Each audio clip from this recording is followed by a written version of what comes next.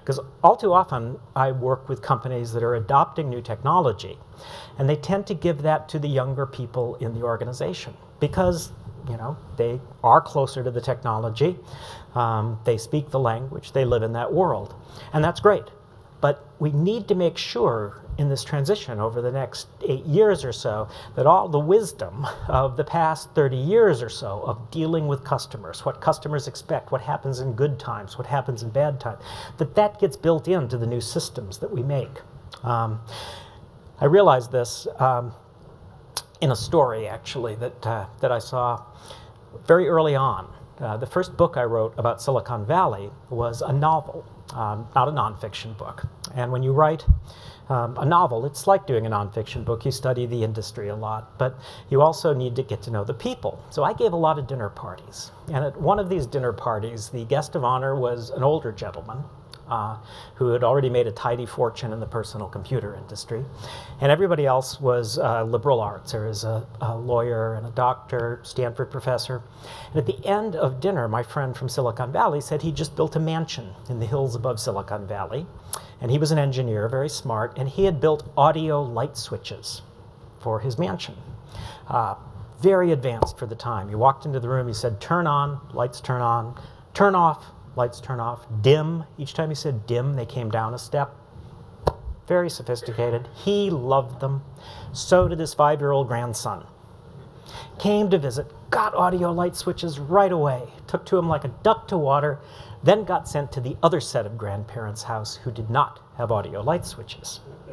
So the first night, second set of grandparents find this 5-year-old standing in a darkened hallway, shouting at the light, turn on, turn on.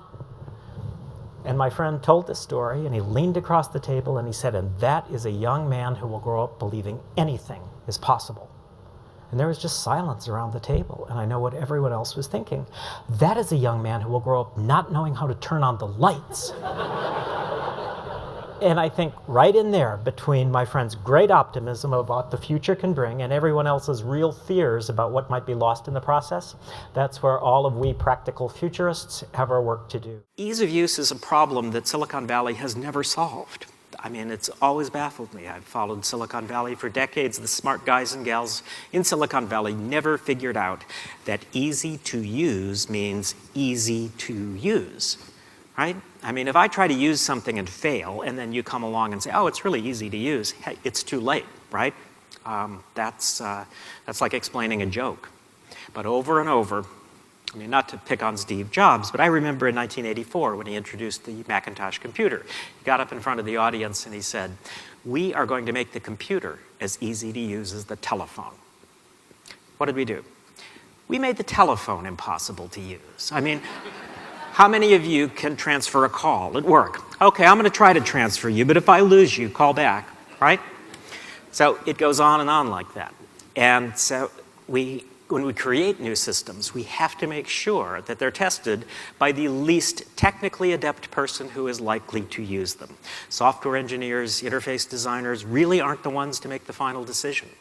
And they will be very frustrated when you come back and say, Aunt Edna cannot figure this out. But it's time to go back to the drawing board then. And it can be done.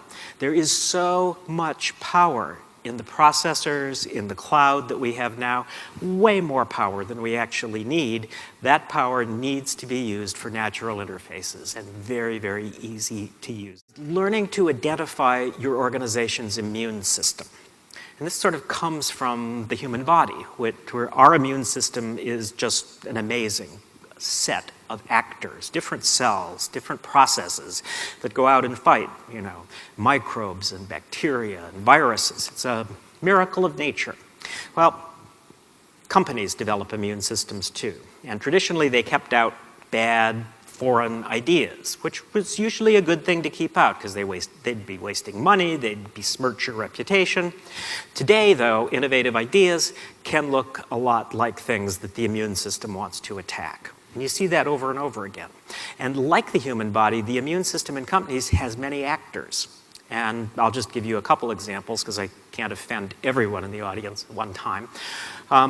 Lawyers, corporate lawyers, rarely get fired for saying no. I worked with a corporate lawyer once. I had to say to him, do not say no until I finish talking. But then, when he said no, I'd say, you're absolutely right.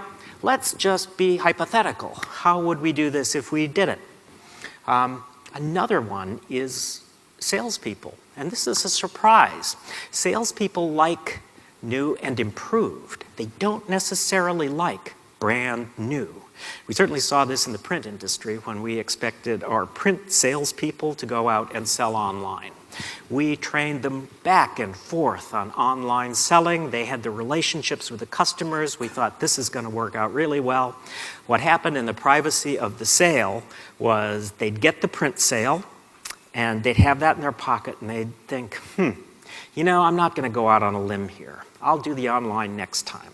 Because a salesperson never likes to look like they don't know their product. And if there's any hesitation, there's that tendency to pull back. So you need to identify the immune system and deal with it. Ironically, sometimes the best way to deal with the immune system is to take a really new, innovative idea and make it look as much as possible like something you're already doing.